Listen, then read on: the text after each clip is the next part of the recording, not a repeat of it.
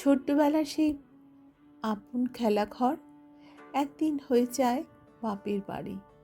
আর স্মৃতির পাতায় অনুভূতির স্মৃতি জমতে থাকে একটি একটি করে। সেই রকমই একটি অনুভূতিপ্রবণ লেখা আজ আমার নিবেদনে। কবিতাটি লিখেছেন আমার অত্যন্ত প্রিয় কবি দুর্গা বেরা। কবিতাটির নাম বাপের বাড়ি।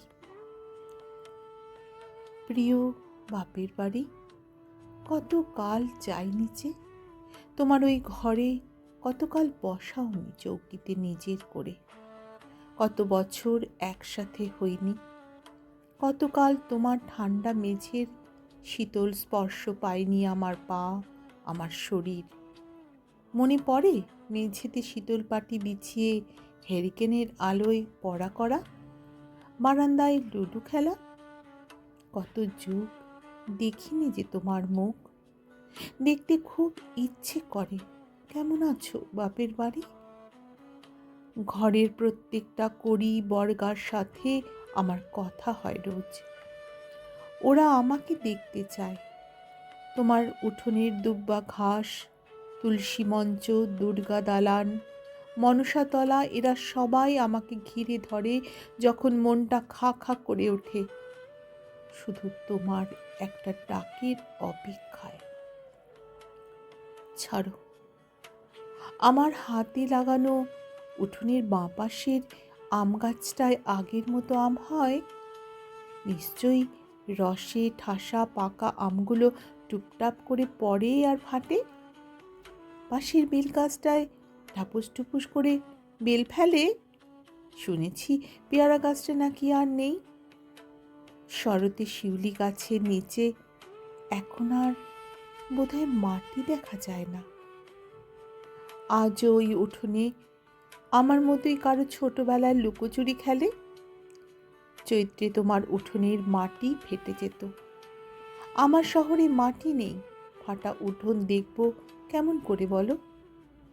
আজ সেই ফুটি ফাটা উঠোনে খালি পায়ে হাঁটতে বড্ড ইচ্ছে করে। আর ওই ছোট্ট পুকুরটায় বর্ষাকালে বাঁশের মাচায় বসে এখনো কেউ ছিপ ফেলে মাছ ধরে। পুকুর পাড়ে ব্যাঙ ডাকে অনবরত। এখনো বর্ষা হলে হাইড্রেনের ধারে বসে ব্যাঙ ডাকে। মনে পড়ে সেই ব্যাঙের ডাক, রং বেরঙের হাঁসের ডাক, ঝিঝি পোকার ডাক। তুমি ডাকো না, ওরা আমাকে ডাকে। তোমার দুর্গা দালানের কথা খুব মনে পড়ে। মনের মধ্যে সে কি উন্মাদনা! শুধু আমার কেন, পাড়ার সকলের। যেন পৃথিবীর সব আনন্দ ওইখানে। যেদিন থেকে পাল জেঠু প্রতিমার বায়না নিতেন সেই দিন থেকে। শীর্ণ যমুনা আজও কি বয়ে চলে তোমার গায়ের পাশ দিয়ে? যমুনার পাশ দিয়ে আমাদের মতো দল বেঁধে হেঁটে দৌড়ায় কেউ। নদীর ধারে মটরশুঁটি, ছোলার চাষ হয়। মনে পড়ে হাঁটতে হাঁটতে ছিঁড়ে খেতাম। অবশ্যই 4-5 দেখে তবেই মটরশুঁটি তুলতাম। জানো, সেসব কথা আমার খুব মনে পড়ে। তোমার ভিতে রয়ে গেছে আমাকে উপড়ানোর দাগ। তোমার প্রতিটি ইটে লেখা আছে আমার বেড়ে ওঠার কাহিনী। মানুষ আর বাঁচে কদিন? আজ আর লুকোচুরি খেলি না। তাও কেন লুকিয়ে বলতে গেলাম বলো তো? অবজ্ঞার ধাক্কায় বিবাগী হয়ে গেলাম আমি। এই জন্মটা বুঝি বৃথাই হলো। বাপের বাড়ি, পেয়ারা গাছ, উঠোনের মাটি, সিঁড়ির ধাপ, ঠাকুর দালান, বাঁশের মাচা, ছোট পুকুর, হাঁসের ডাক পেলাম না। আড়ি আর ভাবের লেনদেনে পেয়েছিলাম শুধু আড়ি। হয়তো সব সময় ভালোবাসা জুড়ে সম্পর্কগুলো পান্না হবে ভেবেছিলাম।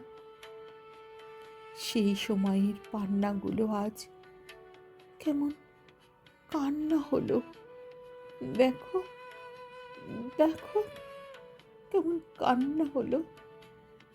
দেখো, আমার আজকের কবিতা পাঠ যদি তোমাদের ভালো লাগে বন্ধুরা, তাহলে তোমাদের একটি অমূল্য ভালোবাসা রেখে যেও আমার কবিতার পাশে। অসংখ্য অসংখ্য ধন্যবাদ তোমাদের।